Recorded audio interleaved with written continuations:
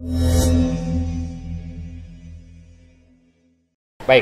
anakku sekalian, sudah dibuka surat Yusufnya?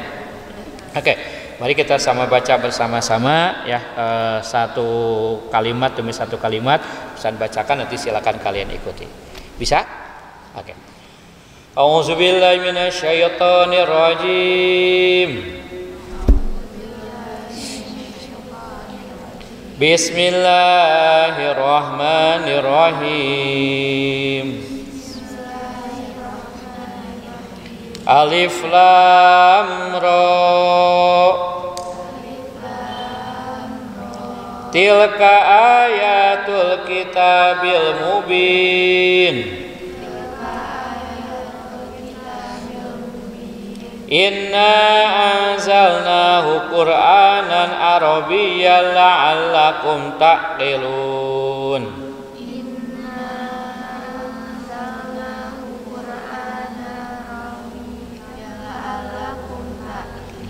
Nahnu naqussu 'alaika ahsanal qasasi bima auhayna ilaik.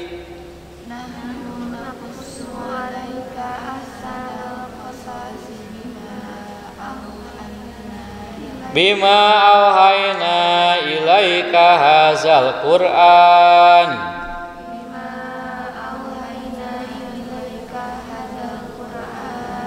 Wa in kunta min qablihi laminal ghafilin.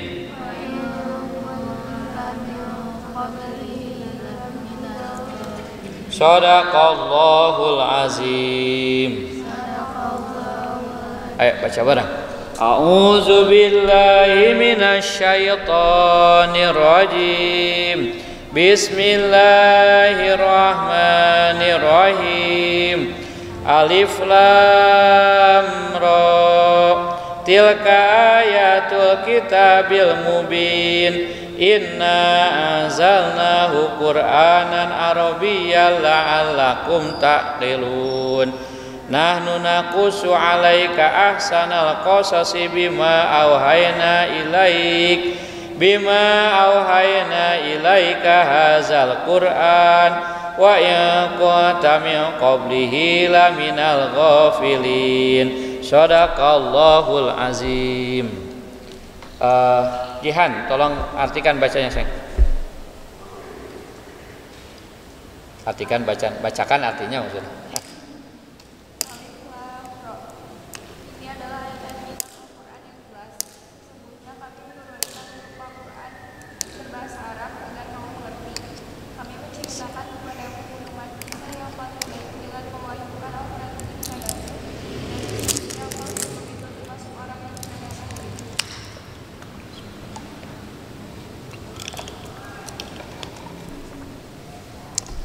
Baik, anakku sekalian, surat ini dinamakan dengan surat Yusuf ya. Nah, di dalam Al-Quran ada berapa surat?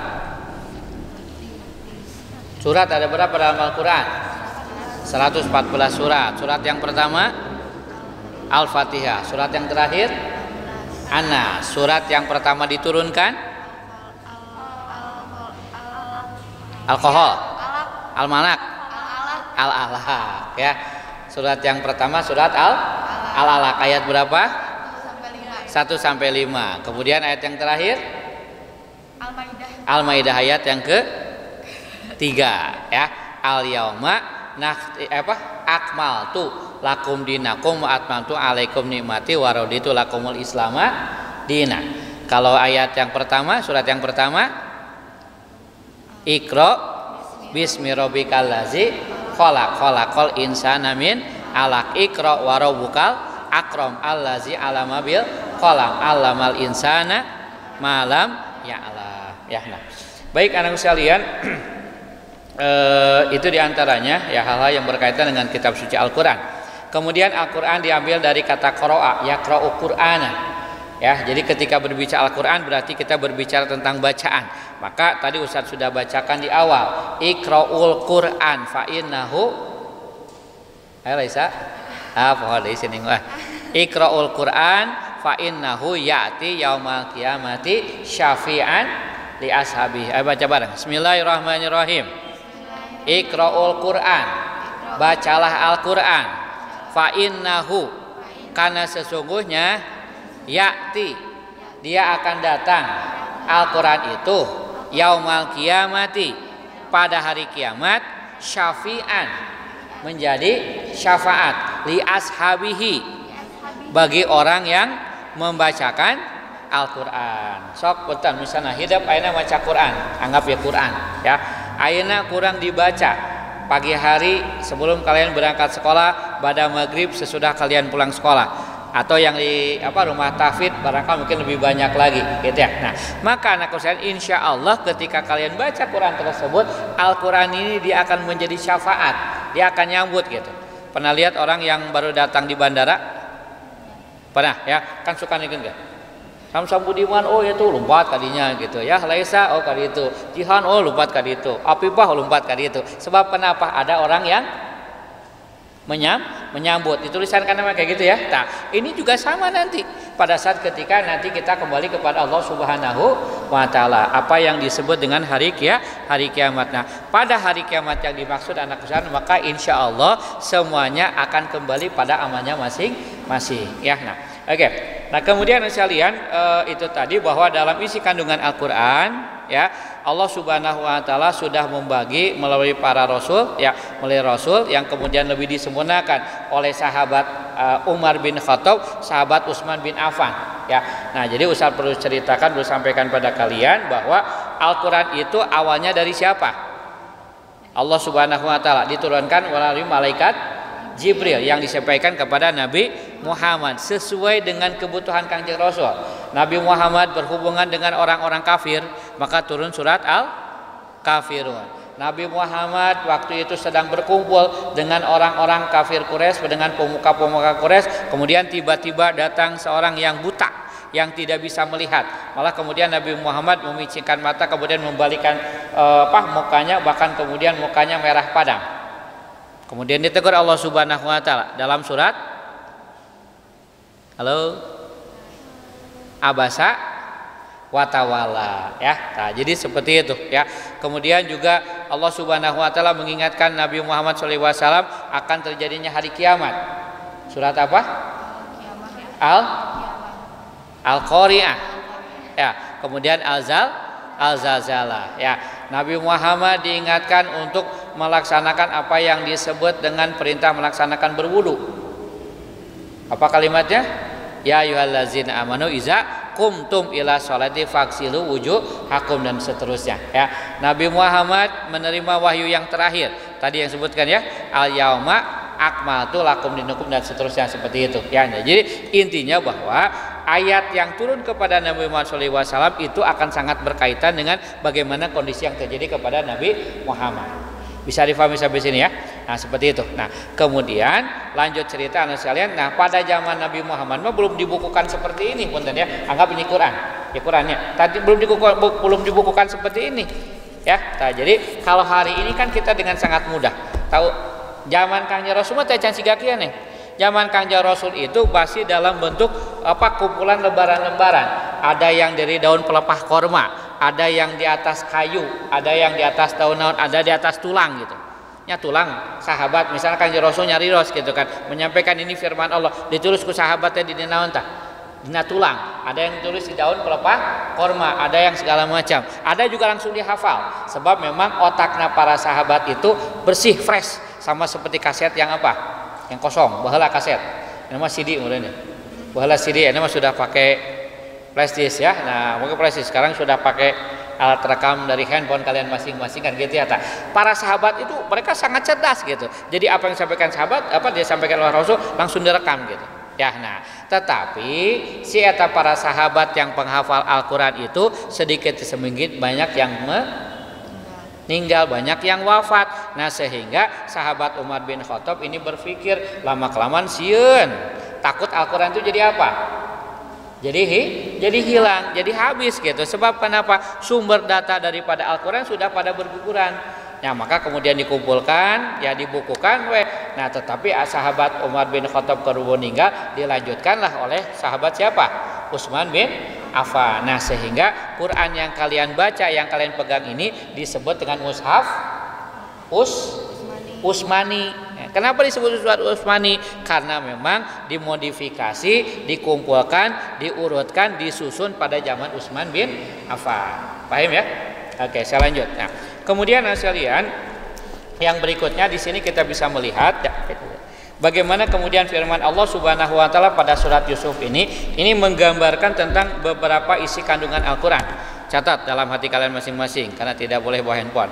Satu, Al-Quran itu dia berisi tentang ketauhidan, keesaan kepada Allah Subhanahu wa taala. Yang kedua, Al-Quran berisi tentang syariat, melaksanakan aturan-aturan Allah Subhanahu wa taala. Yang ketiga, Al-Quran berisi tentang tauhid. Al-Quran berisi tentang wa'ad wa'id, janji dan ancaman. Al-Quran berisi tentang peristiwa yang terjadi pada masa lampau. Al-Quran juga berisi tentang peristiwa yang terjadi pada masa yang akan datang. Paham ya? Saya ulangi lagi. Pertama, Al-Quran berisi tentang tauhid. Yang kedua, Al-Quran berisi tentang syariat. Yang ketiga, Al-Quran berisi tentang perintah untuk melaksanakan ibadah. Kemudian yang keempat, Al-Quran berisi tentang janji dan ancaman. Kemudian yang kelima, peristiwa pada masa lalu. Kemudian yang keenam, peristiwa pada masa yang akan datang. Ya, Al-Quran yang tadi sudah kalian sebutkan berapa surat? 114 surat. Berapa juz? 30 juz. Berapa ayat? 6.666 ayat. Bisa salah sok hitung sorangan. Gitu ya. Akan memang berbeda pendapat ya para ulama, tapi gampangnya seperti itu aja kita ini ya. Nah, itu berisi tentang 6 bagian. Satu berisi tentang tauhid. Yang kedua berisi tentang syariat untuk melaksanakan ibadah. Yang ketiga perintah untuk melaksanakan ibadah. Yang keempat ya berisi tentang janji dan ancaman. Yang kelima peristiwa pada masa yang lalu. Yang keenam peristiwa masa yang akan datang. Oke, kita uraikan. Satu, Al-Quran berisi tentang tauhid. Ada beberapa ayat Al-Quran yang misalnya menyebutkan tentang sifat-sifat Allah. Walillahil asmaul husna fad'uhu biha. Ya, innallaha yuhibbut tawwabin wa yuhibbul mutatahhirin. Ya, qul huwallahu ahad. Innallaha sami'um basir. Gitu ya. Itu adalah ayat-ayat yang menyeratkan tentang Allah Subhanahu wa taala mempunyai sifat yang maha berkuasa. Bisa difahami ya? Nah, itulah yang disebut dengan kajian apa tadi?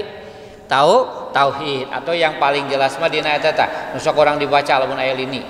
Yang sudah kita baca kalau dalam wirid dzikir. Apa kalimatnya? Allahu la ilaha illa huwal hayyul qayyum. Ayat apa disebutnya? Ayat kursi. Terima kasih ya Neng ya. Nah, itu gambarannya tentang apa tadi yang pertama?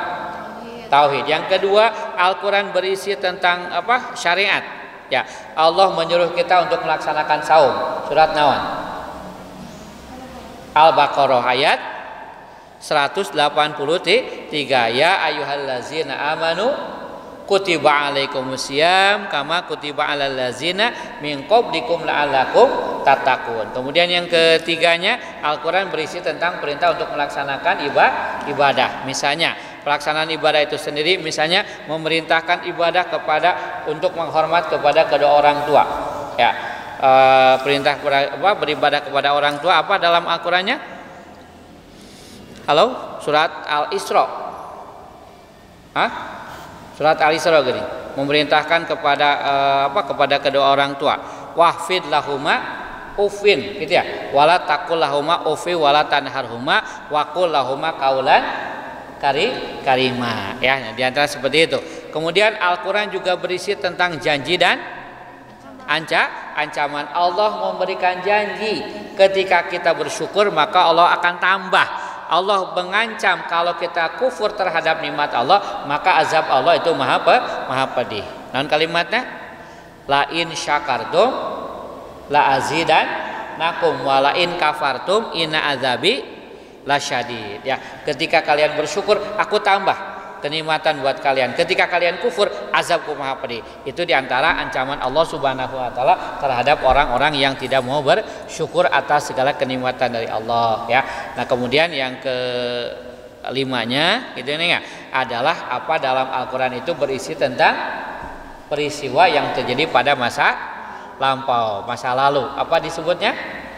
Disebut dengan kisah ya. Nah, maka dari sini nanti Ustaz akan uraikan surat surat Yusuf ayat 1 sampai yang ketiga di sini. Kemudian terakhir, Al-Qur'an juga berisi tentang peristiwa-peristiwa pada masa pada masa yang akan datang ya. Nah, peristiwa yang terjadi pada masa yang akan datang itu contoh seperti apa?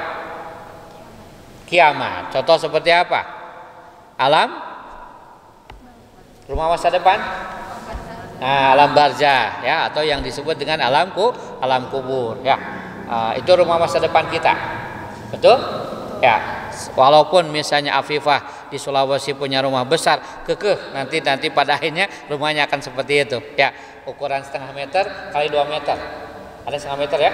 Nah, setengah meter buat yang ke sampingnya, kemudian panjangnya sekitar 2 meter, tergantung daripada tinggi dan pendeknya. Tapi rata-rata sekitar 2 meteran lah, gampang longgar gitu ya. Nah, itu rumah masa depan kita ya. Nah, maka anak sekalian, Al-Qur'an banyak menceritakan tentang kisah-kisah seperti itu ya. Misal tadi yang sudah kalian sebutkan pada surat Al-Zalzalah ya, Iza zulzilatil ardu zilzalaha, atau pada surat Al-Qari'ah ya, bagaimana kemudian Allah Subhanahu wa taala membontang-banting apa yang disebut dengan alam dunia ini ya, sehingga alam dunia itu kemudian pohon-pohon dedaunan ya itu berterbangan laksana seperti kapas. Pernah lihat kapas? Nah, depan hato nih ada yang sebut dengan randu ya. Nah, si kapas itu berjatuhan malah kemudian nanti akan memberikan berterbangan ke sana kemari ya. Itu diantara sekalian isi kandungan Al-Qur'an secara umum. Kemudian ketika kalian perhatikan di sini ya, tadi sudah disampaikan oleh Jihan bahwa 3 ayat yang ada pada surat Yusuf ini menggambarkan tentang isi daripada kandungan Al-Qur'an ya. Saya bacakan kembali. A'udzubillahi minasyaitonirrajim. Bismillahirrahmanirrahim. Alif Lam Ra. Tilka ayatul kitabum mubin.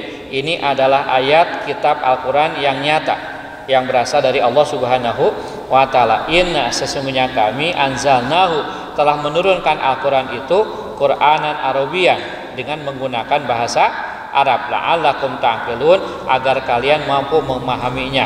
Nahnu nakusu, maka kemudian kami menceritakan alaika kepadamu ahsanal qasas ya, kisah yang paling baik, bima auhayna ya, sebagaimana yang sudah kami wahyukan ilaika kepadamu hazal Quran, melalui kitab Quran ini. Wa in kunta, dan ketika sesungguhnya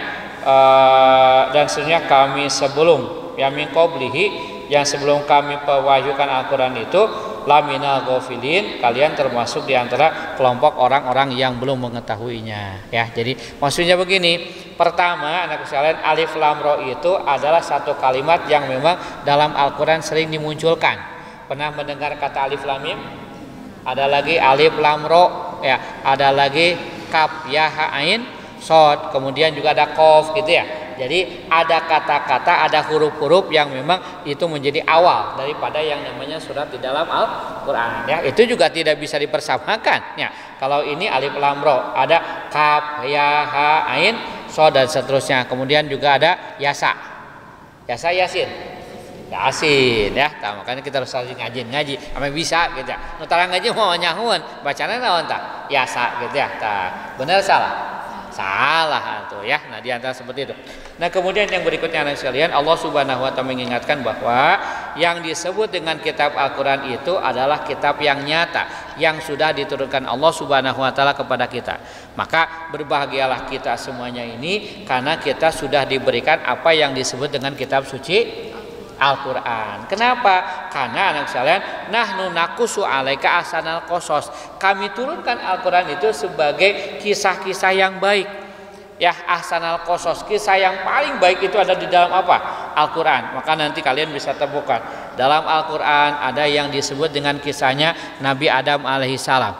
Ya, ketika Allah Subhanahu wa taala menunjuk Nabi Adam sebagai khalifah pertama yang ada di alam dunia ya. Kemudian yang kedua, misalnya selain daripada Nabi Adam, ada juga yang disebut dengan kisahnya Nabi Isa alaihissalam Silakan kalian buka nanti di rumah ya, surat Ali Imran ayat yang ke-30 atau 40 gitu ya. Nah, yang menggambarkan tentang kisahnya kangjeng Nabi Isa alaihissalam. Memang apa Ustaz kelebihannya di surat itu, di ayat itu Allah berfirman bahwa Nabi Isa alaihissalam adalah nabi yang bisa menghidupkan binatang, membuat binatang. Jadi walau-alam diempel-empel atau kumaha gitu. Ini dari tanah, angkap ini tanah, kemudian dibentuk sedemikian rupa, ditiupkan, wah bisa terbang binatang itu, bisa terbang burung itu. Atas daripada mujizatnya kangjeng Nabi Isa alaihissalam. Ya. Yang kedua, Nabi Isa alaihissalam juga beliau bisa menyembuhkan orang yang terkena penyakit kulit, penyakit kusta. Ya, rarate, buduk, merencek orang tua, bento-bento teh gini. Ya, itu bisa disembuhkan oleh siapa? Nabi Isa alaihissalam. Yang ketiga, Nabi Isa alaihissalam juga bisa menyembuhkan orang yang terkena penyakit tidak bisa melihat, buta ya, anu lolong permanen di zaman lahir maula nya duka kumaha proses kebedi campe atau pakai cai atau disembur misalnya sama kita. Nah, maka kemudian orang tersebut jadi apa? Bisa melihat. Itulah yang disebut dengan mukjizatnya Nabi Isa alaihissalam. Ya, tidak cukup sampai di sana. Nabi Isa alaihissalam juga bisa menghidupkan orang yang sudah mati. Orang sudah mati, ya misalnya orang mati, dihidupkan lagi. Nah, nganu kacarana mah kumaha dihidupkan? Hidup dewe gitu. Pada waktu itu sudah ada dokter belum? Sudah ada mantri belum? Sudah ada tenaga kesehatan belum? Aya paranormal tuh. Dukun tuh, can aya komo dukun beranak mah ya, belum ada pisannya. Tetapi dengan izin Allah Subhanahu wa taala, ternyata Nabi Isa alaihissalam itu bisa melaksanakan seperti demikian. Maka ada satu hal yang lucu. Apa lucunya? Ya, Nabi Isa alaihissalam itu anak sekalian, itu dia bisa menebak ya makanan atau minuman yang ada di rumah temannya itu. Misal, saya Nabi Isa, ya, Jihan adalah teman saya. Kemudian siapa? Amar. Nah, Amar itu misalnya ibunya Jihan umpama gitu. Ya. Nah, kemudian nanti Ustaz akan menyebutkan saya Nabi Isa. Ini contoh saja. Bisa difahami ya? Contoh saja ini. Jangan salah menyalahkan kesalahan. Ini hanya contoh saja. Cek pas sam-sam teh ka Jihan. Han, balik jung ka itu kamu. Emang kenapa balik we? Jung di imah kamu loba makanan. Eueuh cek si Bapak oge. Nah, cek si Mama Amar. Amar ya. Oke, sok tingali. Pasti loba itu teh makanan. Cenah tingali itu. Ya, sampai kemudian Jihan pulang ke rumah siapa? Ke rumahnya Amar. Kemudian di Amar ketika disampaikan, ketika dicek segala macam, betul apa yang saya sampaikan gitu, seperti itu. Emang bukan naon mama aku misalnya cek Jihan teh gitu. Nah, nanti misalnya Nabi Isa itu menyebutkan, "Oh, mama kamu itu punya aqua, punya minuman, punya makanan, punya lajato, punya segala macam kayak gitu ya. Jadi itu gambarnya sekarang ya. Sampai kemudian ya dengan kondisi yang dimaksud maka yaitu tadi Nabi Isa termasuk yang dibenci oleh siapa? Orang tua, teman-temannya seperti itu. Bisa difahami? Ya, inilah salah satu di antara gambaran bagaimana kemudian kelebihan-kelebihan yang didapatkan oleh Nabi Isa alaihis salam. Ya, nah, kemudian sekalian ya di sini disebutkan bahwa ya dalam kitab suci Al-Qur'an itu dia menggunakan bahasa Arab. Ya, nah tapi antum harus bedakan. Ada yang disebut dengan Arab Amiyah, ada yang disebut dengan Arab sesuai dengan Al-Qur'an. Nah, kalau misalnya antum punya teman, punya kakak, punya saudara yang sekarang di Arab, itu bukan bahasa Arab Al-Qur'an, tapi disebut dengan bahasa Arab Amiyah gitu. Amiyah teh umum. Gitu. Nah, lebih jelasnya nanti tanya ke Ustaz Subeb lah ya atau ke Ustaz Abdullah. Ya, nah, Ustaz ari bahasa Arab Amiyah teh kumaha sih gitu. Nah, contoh misalnya Ustaz tahu di antaranya misalnya kalau kita makan membacakan assalamualaikum. Ya, assalamualaikum warahmatullahi wabarakatuh. Tak orang Arab mah tidak membacakan assalamualaikum, cukup kum wae gitu. Ya, kum teh sudah apa? Sudah assalamualaikum. Ya, tadi salah satu di antara contohnya. Tadi dalam Al-Qur'an mah kan tidak seperti itu. Dia menggunakan bahasa Arab dengan bahasa Arab yang lengkap. Ya, tidak disingkat-singkat seperti demikian. Oke. Nah, untuk apa Al-Qur'an menggunakan bahasa Arab? La'allakum ta'qilun, supaya kalian termasuk orang yang berakal, supaya termasuk kalian yang memahami. Ya, karena memang pada gilirannya anak sekalian ya dengan menggunakan bahasa Arab maka insya Allah Al-Quran ini akan lebih memberkahi kepada kita. Ya, nah, kan tidak semua orang mampu berbahasa. ya. Nah, tetapi dengan menggunakan bahasa Arab, insya Allah ini akan lebih memudahkan kepada orang-orang untuk bisa memahami isi kandungan Al-Quran. Ya, nah di atas seperti itu. Karena kalau bahasa lain barangkali mungkin belum tentunya. Karena konon katanya bahasa Al-Quran itu adalah bahasa Arab itu adalah bahasa yang ada dalam Al-Quran. Bahasa Arab itu adalah bahasa yang nanti akan muncul, akan ada pada ahli surga. Mau jadi ahli surga? Mau ya. Maka kalau kalian benar ingin jadi ahli surga, dari sekarang hafalkan, biasakan untuk menggunakan bahasa Arab ya. Nah, kemudian untuk yang lain sekalian di situ disebutkan bahwa nahnu naqussu 'alaika ahsanal qasas ya, bahwa kami akan menceritakan kepada kalian ya berbagai macam kisah-kisah yang baik, kisah-kisah yang paling bagus ya. Nah, maka di sini dengan kita mempelajari Al-Qur'an, insya Allah anak sekalian berbagai macam fenomena yang terjadi pada masa sekarang orang tidak akan kaget lagi. Sebab kenapa? Karena zaman baheula oge aya gitu.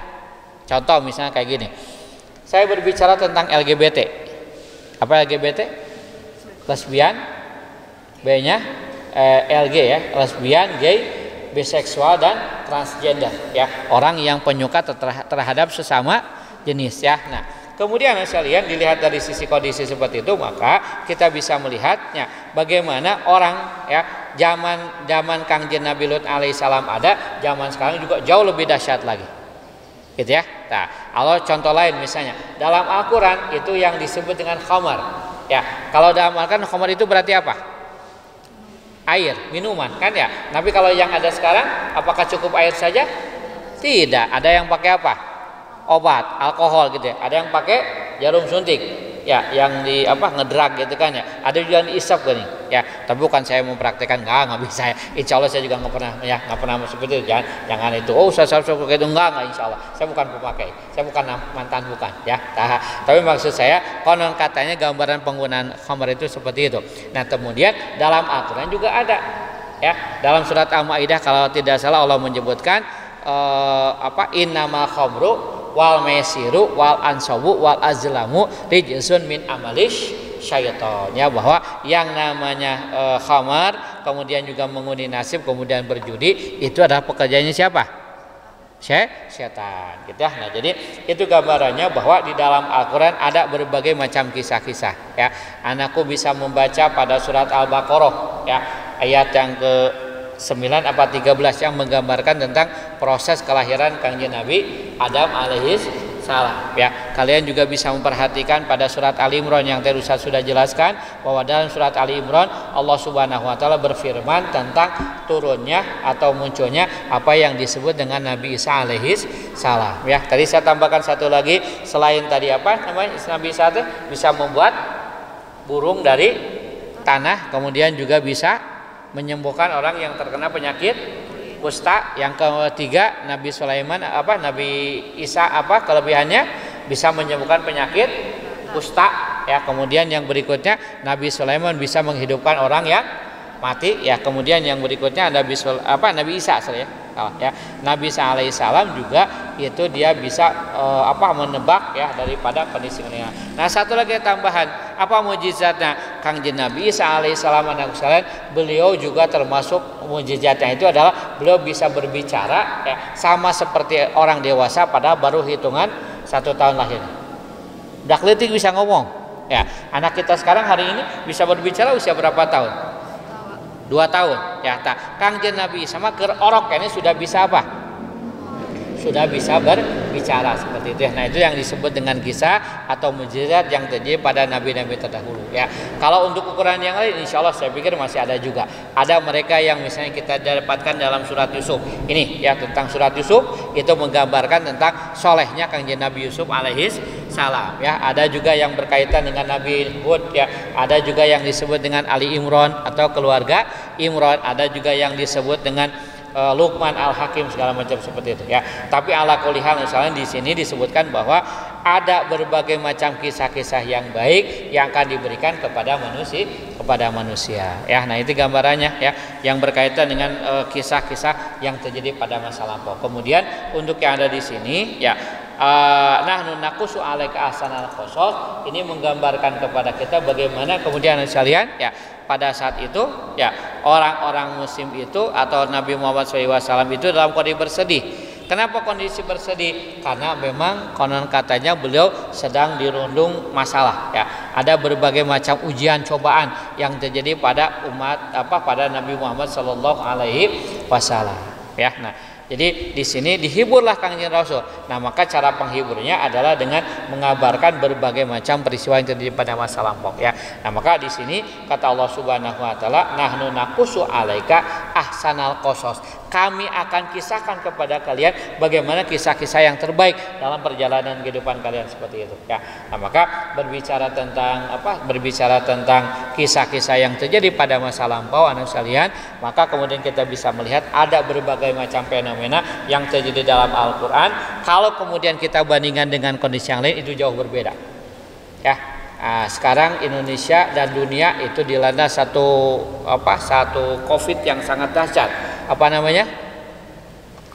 Covid-19 gitu ya. Nah, padahal ketika kalian buka di internet, ketika kalian tanya ke Google, itu zaman bahalanya juga ada apa yang disebut dengan flu burung. Flu Spanyol, bukan flu burung, flu Spanyol ya. Flu Spanyol. Apa flu Spanyol? Satu jenis flu yang menyerang terhadap orang-orang Spanyol dan tidak kurang dari 5.000 500 juta gitu ya orang yang meninggal gara-gara flu Spanyol. Artinya apa? Zaman baheula ada, zaman sekarang juga ada. Kenapa kemudian tidak tereksposnya? Karena memang di dalam Al-Qur'annya tidak ada. Tapi kan kalau yang ini ada dalam Al-Qur'an. Ya, kita bicara tentang Nabi Muhammad, kita bicara tentang sahabat-sahabat segala macam ada dalam Al-Qur'an. Ya, sehingga kita tidak kaget, tidak sulit lagi. Ya. Nah, sementara kalau untuk yang kemudian kita perhatikan masalah si corona tadi itu sesungguhnya zaman baheulanya juga sudah ada ya, hanya memang karena kitanya ya tidak banyak belajar, tidak banyak memahami, jadi poho eta kana hal-hal seperti itu ya. Itu barangkali mungkin anak sekalian beberapa yang bisa saya sampaikan. Om Teguh sudah kelintingan ya. Jadi ini adalah satu sinyal buat saya juga harus ngajar di kelas yang lain. Intinya di sini disebutkan bagaimana kemudian anak sekalian bahwa Allah Subhanahu wa taala sudah menurunkan kitab suci Al-Quran, yang mana dari kitab Al-Quran tersebut adalah satu tanda bentuk kekuasaan dari Allah Subhanahu wa taala. Kemudian Al-Quran diturunkan dengan menggunakan bahasa Arab ya. Nah, kemudian juga supaya lebih mudah orang memahami daripada bahasa Arab ya. Nah, kemudian juga pada ayat yang ketiga Allah Subhanahu wa taala menghibur kepada siapa? Nabi Muhammad SAW dengan berbagai macam kisah. Jadi kesimpulannya buat kita sekalian ya, bahwa yang namanya hiburan tidak juga dalam bentuk yang lain, tetapi dengan mendengarkan kisah juga itu bisa menjadi hiburan buat kita semuanya ya. Asal tentu kisahnya kisah yang apa? Kisah yang baik, jangan kisah yang horor ya, kisah yang menakutkan. Menceritakan tentang tabrakan segala macam. Nyatu tuh melanjutin dahar ya. Ya misal orang kan kayak gitu ya. Nah, artinya apa? Kita harus bisa melihat, menyaksikan bagaimana kemudian berbagai macam fenomena yang ada. Ya, bisa difahami sampai sini ya. Nah, jadi intinya dari 3 ayat ini maksud saya pada surat Al-Baqarah menggambarkan kepada kita bahwa apa yang terjadi pada masa sekarang zaman dulunya juga sudah ada ya, hanya memang berbeda barangkali mungkin dari sisi orangnya, berbeda dari sisi waktunya, berbeda dari sisi zamannya ya, berbeda dari sisi kebiasaannya ya. Nah, maka insya Allah dengan kita mempelajari kondisi yang dimaksud ini akan lebih merasakan kebijaksanaan dalam diri kita masing-masing ya. Oke, terima kasih atas segala perhatiannya. Mohon maaf atas segala kekurangannya. Subhanakallahumma bihamdika asyhadu an la ilaha illa anta wahdaka la syarika laka astaghfiruka wa atubu ilaik. Walafu minkum. Assalamualaikum warahmatullahi wabarakatuh.